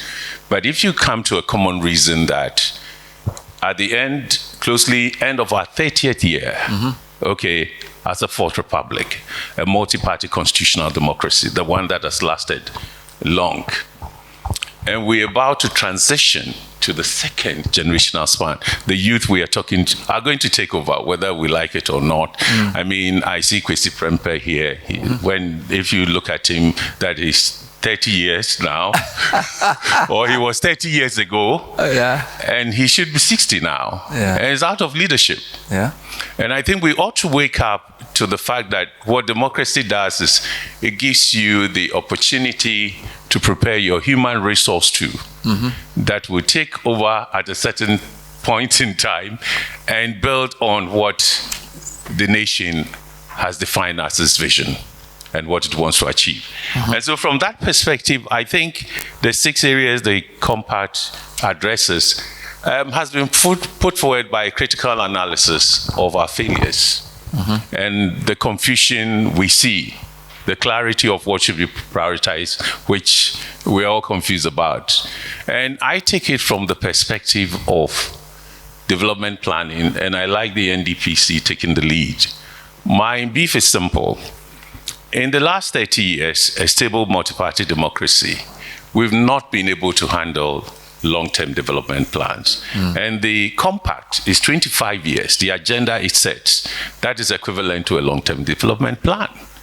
So I've been very worried and said, but why couldn't we implement the first long-term development plan, the 7-year plan? Why did it collapse? And why couldn't we also pursue the Ghana Vision 2020? Because in between with the military, we have been so consistent in working on medium-term plans by the IMF, the World Bank, the UNDP, and so on, than our own homegrown long-term plan. Whether you are looking at it in terms of structural adjustment, or you are looking at Millennium Development Goals, and now SDGs, we're so enthusiastic about it. But our own homegrown, that prioritizes and understands in depth what our challenges are that we should address. We do not. We haven't succeeded. So just before 2017 or 2016 elections, we also heard that the 40-year development plan Doc referred to. And, well, we had IMF, we had World Bank, and that was put somewhere else. So our challenge has not been our inability or incapability of drawing a plan that will be implemented on a sustained basis, that our people will rally around and make us deliver and transform our economy, education, society, create youth. The problem, to me, has been political. And he's gone because I really wanted to engage him. But I think fundamentally then, these are the things he's articulated reflect what the youth feels today. Youth unemployment, the youth bulge, the threat. In fact, because the 30 years has passed, we are now confronted with exclusion as a core part of governance in our system. And people are making all sorts of proposals why we couldn't create an inclusive system. Could we develop a machinery that could deliver what is agreed? Implement, make sure that public service delivery, health, good drinking water, local economic development. Can we have a system that says the 5% that the Constitution says of gross national income that should go to districts are happening? So there's a sense of failure. And I think that sense of failure could be changed by us. So what I see going forward for me is that we probably should make an institution like NDPC is important, but we should make it work in handling long-term development plans. And it should be part of a compact. A compact not in the sense that there's a law we should sign, but our understanding of its value in neutralizing partisanship over the 6 areas identified, but having the technical competency and probably protected by the Constitution. It could lead a process that says development that is agreed upon will see execution. All right. That is where I come. Thank you very much, Dr. Akwete. This is still the Compact, Ghana Compact launch hashtag, the Ghana we want, hashtag Ghana Compact. It's 5 minutes to midday. So at midday, we'll be going off television and radio. And so we want to just tell our viewers that they can follow us online. So we're still streaming. We're live on the social media handles at Dome FM Online. We are also at ACET for Africa.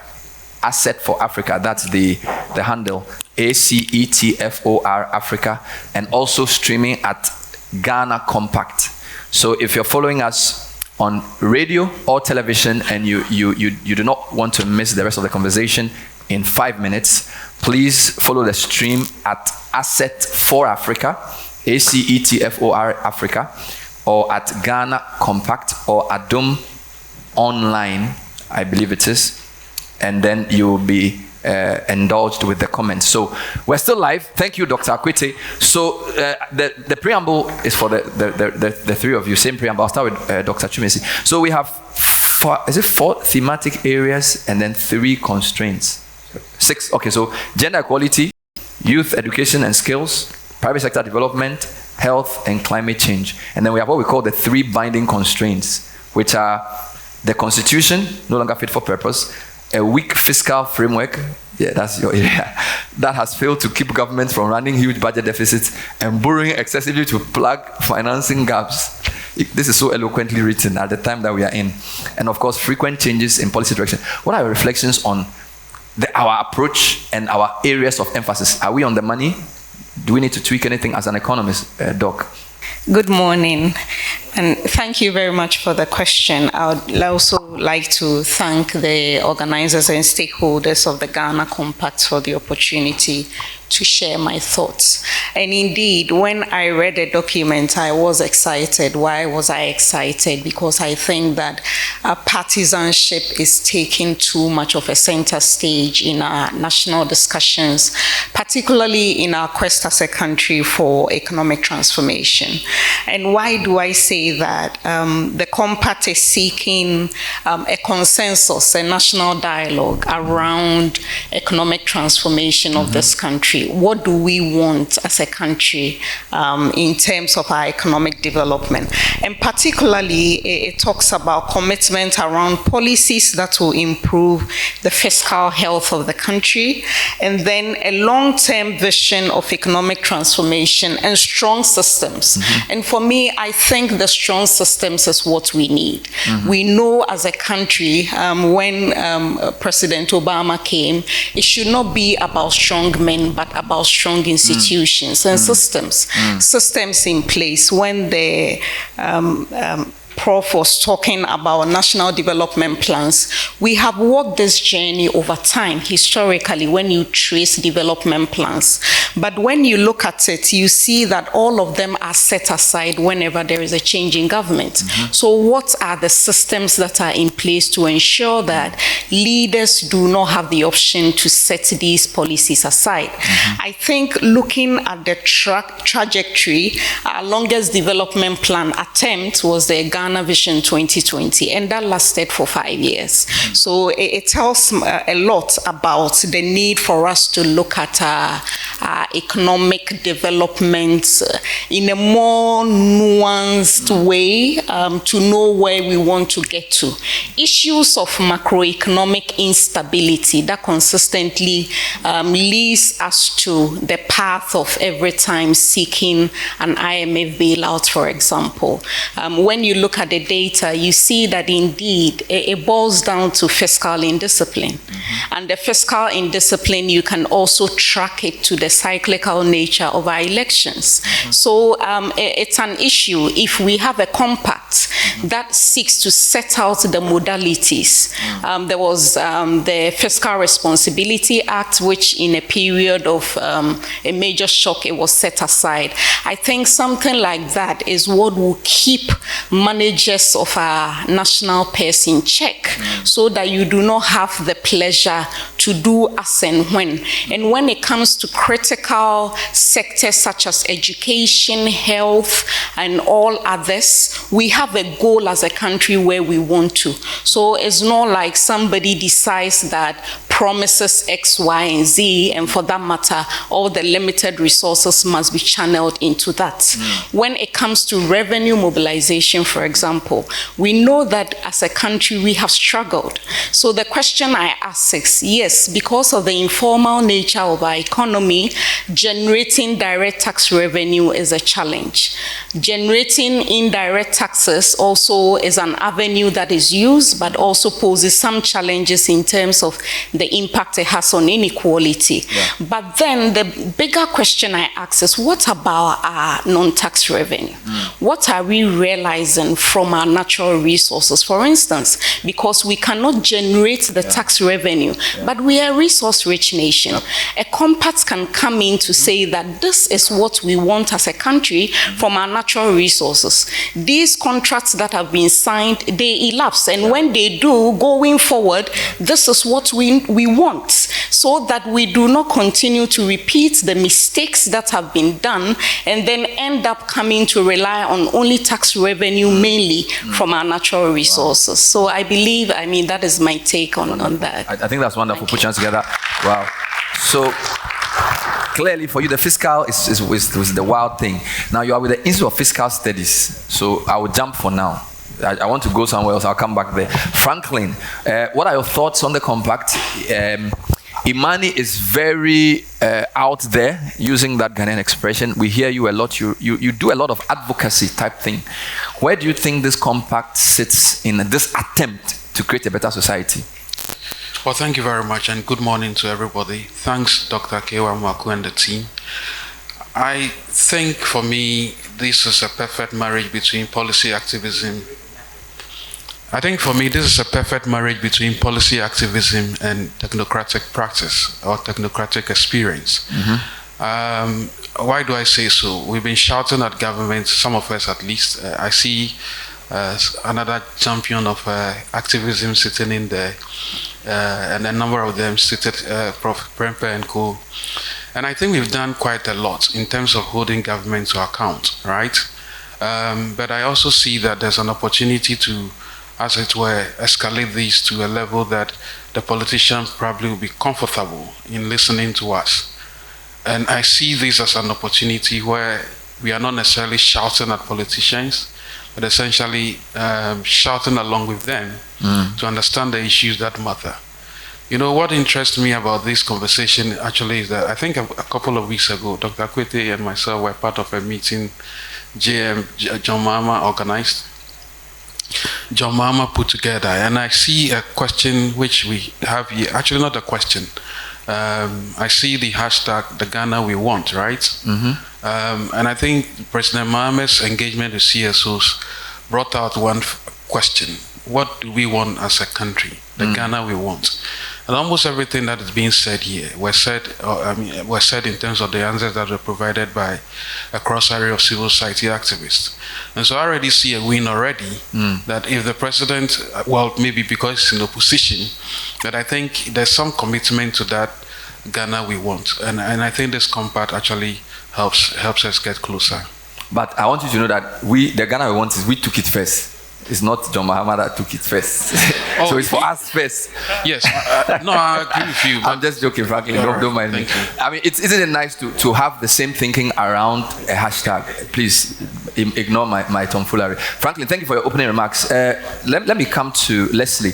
Again, what are your general thoughts on the compact? IFS is also, in fact, funny thing, when Dr. Chumesi Bafo was talking about needing more from our mineral resources, I read your paper 2018, which actually spelled out how we should go about our extractives, where you compared Ghana to Nigeria, Ghana to Botswana. You did a very good job on how to compare to all known comparator indicators. We earn the least from our mineral and our oil resources. So I see some synergies there. So you obviously are at the forefront of advocacy. How do you see this vehicle further amplifying what you do, and how can we streamline it to get better results? Well, thank you, Bernard. Well, you know, the there could not have been a more profound illustration of the importance of this compact and the importance in particular of fiscal transformation for Ghana's future transformation than the present crisis we're in. There could not have been a more profound illustration than the present crisis, because we're essentially in a fiscal crisis. Yeah. And like all fiscal crises, this has eventually become a full-blown economic crisis. Yeah. You know? So the importance of sound public financial management for a sound economy and for good economic fortunes is being clearly demonstrated. Therefore, when we were invited, to hear the vision and elements of this compact, and it was said to us that fiscal policy has been identified as a binding constraint in our efforts to transform, and therefore as an area in need of fundamental change if we want to see a better Ghana over the next 25 years. We thought that these guys have hit the nail on the head, and therefore we were more than willing to be a part of the initiative.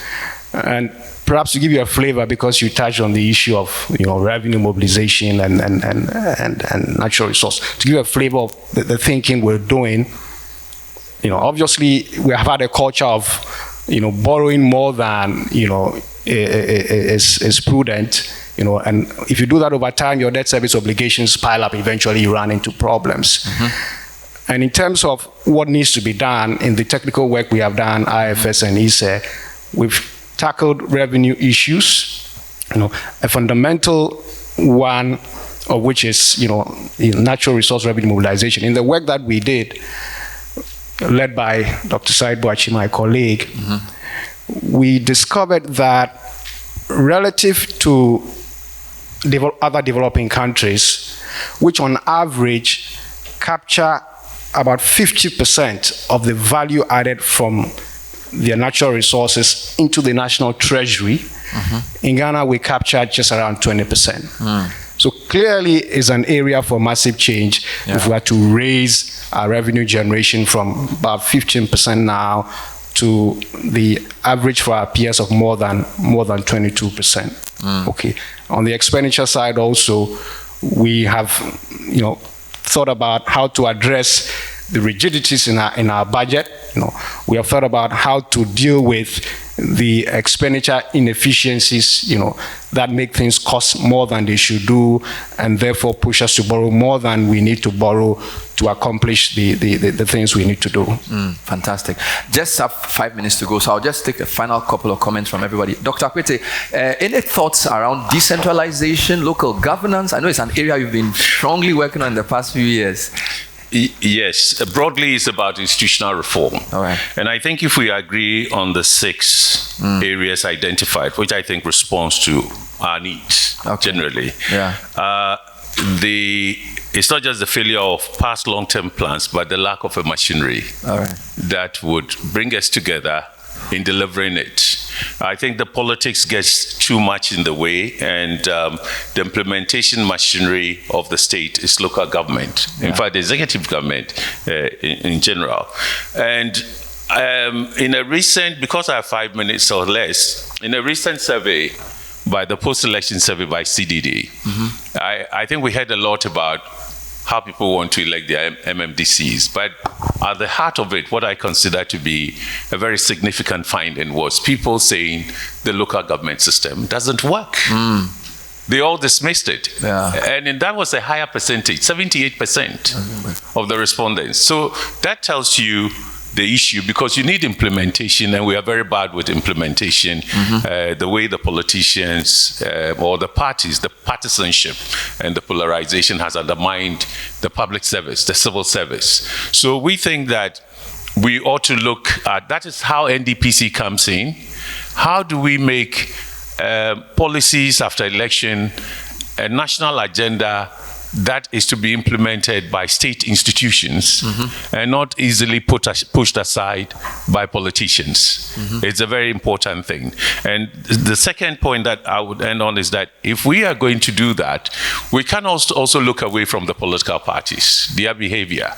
So when people tell you, we don't want to elect MMDCs on the basis of parties, and this is a democracy, and that profoundly raises the issue that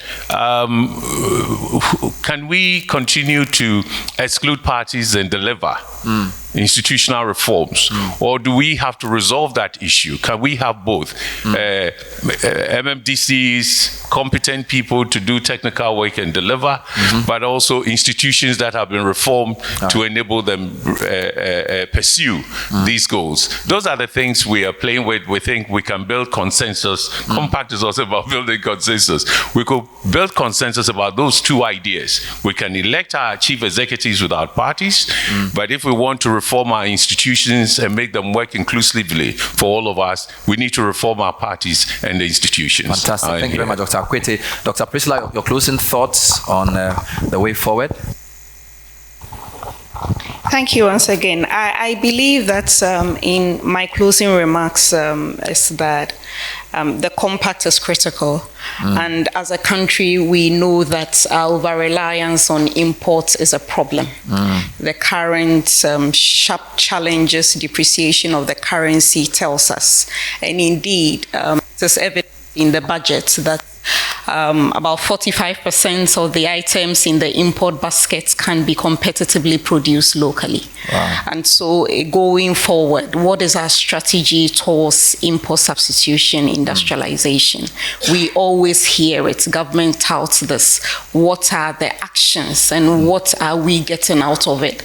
Young people are demanding jobs. A lot of young people are losing hope in this country because there are no opportunities.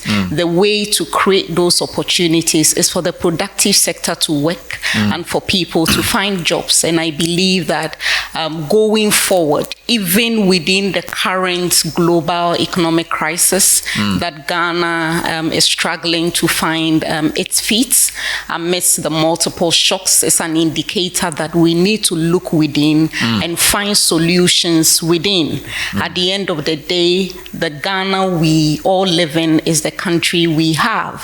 And leaders must think and take concise actions to address the problems that we know. Fantastic. Thank you. Thank you. Put your hands together for her.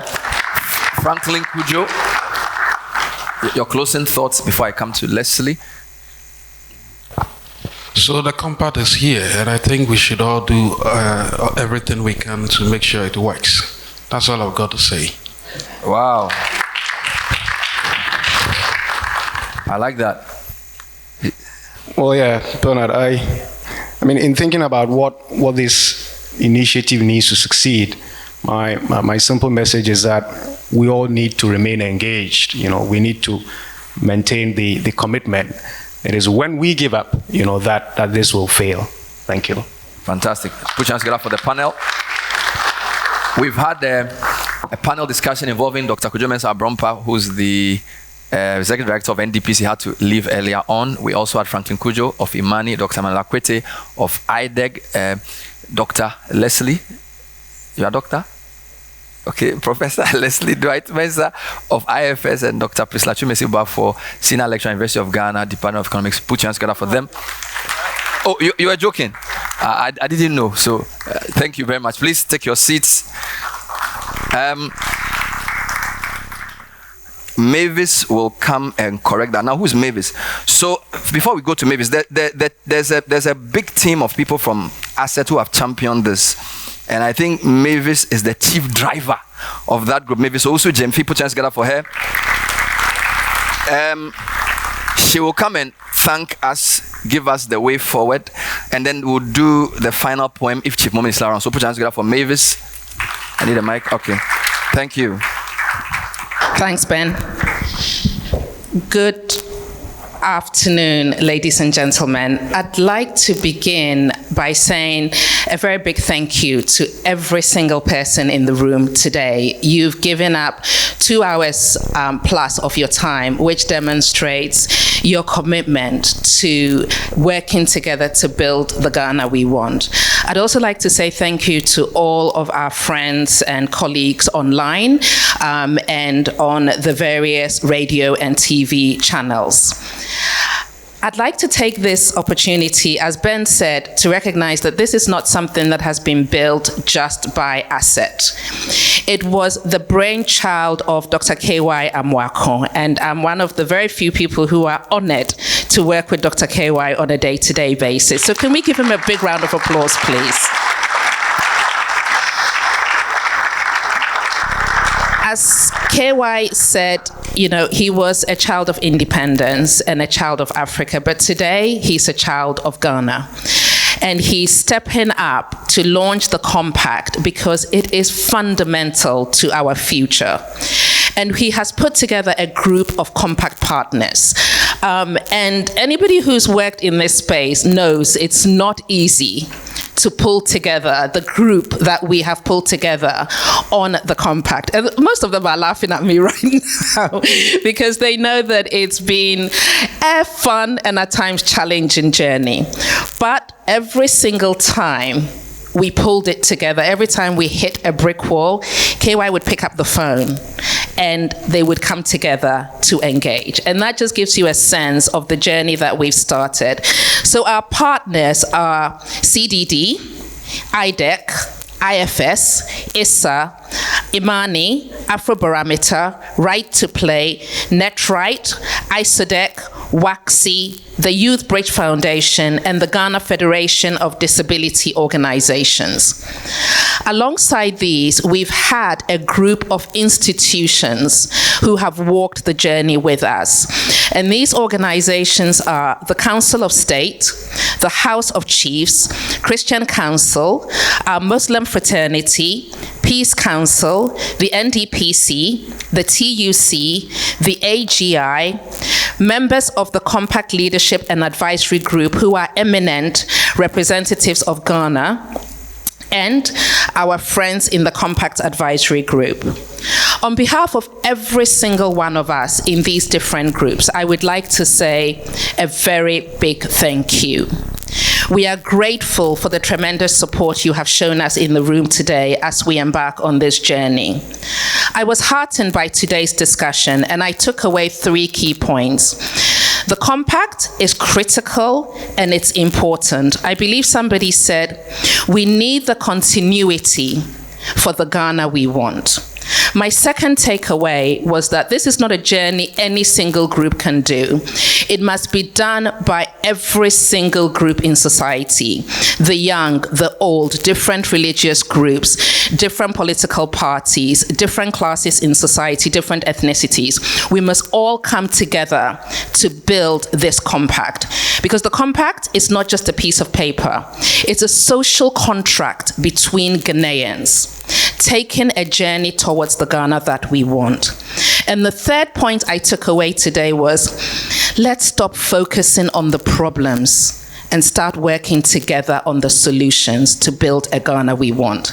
So today, with this launch, we have started what it is in effect a 27-year journey. And it seems like a very long time ahead. It's not. We will blink and the end of 2023 will be here. We all know that. But that journey towards the Ghana we want starts today. We've launched the paper. A lot of work has been done in the past. There's a number of people in this room that have been involved in it. But the work for building that compact for all Ghanaians start today. In the next 6 months, citizens across the country will be seeing a lot of information on the compact. We will be starting a national broad consultation. We will be doing citizen engagements across the different regions in the country. We will be holding additional technical consultations. And this is the opportunity for every Ghanaian who is listening to this conversation today to voice their opinion on the Ghana that they want. And these conversations will not just be in rooms like this. They will be online. They will be in radio stations. They'll be on TV programs.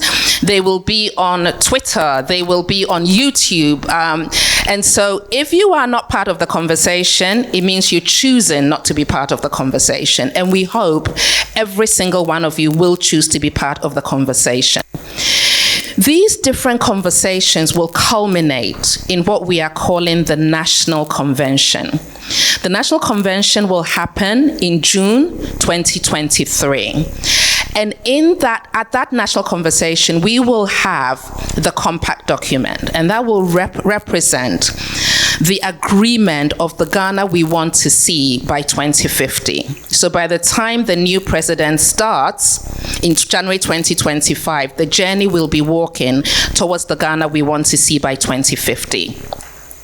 That national convention will be a conversation between leaders of Ghana and representatives of citizens of Ghana to agree the details in that compact. And once we have the details in the compact, we go back on another roadshow. And that roadshow will be sharing with citizens of Ghana the agreement that has been made at the National Convention and encouraging them to have a conversation around issues in the run-up to 2024 rather than the non-issue conversation that we have seen in the past. And the dream is that we will see a slightly different conversation than we have seen in the past in run-up to elections. And in 2025, when the new president does his, unfortunately I have to say his at this stage, but hopefully it might be a her. Sorry, my sister. I should have said his or her journey as the new leader of Ghana. Our president will make reference to the Ghana Compact and the 25-year journey ahead. After that launch, every 5 years, we will regroup to review progress towards the targets in the compact and make amendments and improvements to ensure that we are starting the journey on the right way. So before I end, I just want to share a proverb which I think is really apt for today. It's a Swahili proverb, and it says, if you want to go quickly, go alone. If you want to go far, go together. We've tried to go quickly alone for too long, and it hasn't worked. So let's come together and go far. The Ghana we want needs an intergenerational process across politics, across class, across ethnicity, across religions, across age. So I implore every single one of you in this room and everyone who is listening to join this journey we have started to create the Ghana we want. And if you were not here, if your friends were not here, share the message with them that we have started the journey. Let's all join together to create Ghana for our children, our children's children, and future generations, so that when they look back in 2050, they can say, our great leaders took that first journey and we all walked behind them. And that's why we are here we are today, and we choose to be in Ghana because we can afford to. Thank you. Thank you very much. Thank you, Mavis. So to wrap up, we would be inviting Chief Mumin again to close us off with one of his masterpieces. After that, just a second. After that, we would do the more youthful version of the General Assassini. So some young musicians have come together to do what we call the funkified version. So you can dance. It's not the... Ifrimamu is the composer, but we've tweaked it a bit. We want to acknowledge also Mrs. Philomena Amoako, KY's wife. Thank you very much indeed for all your support. And of course, the daughter, Nana Amoako as well. Thank you very much. Put your hands together for them as well. We wouldn't have had access to him had you not permitted and supported him. So thank you, Team KY, for making it possible. Chief Mumin will give us his final poem. Thank you.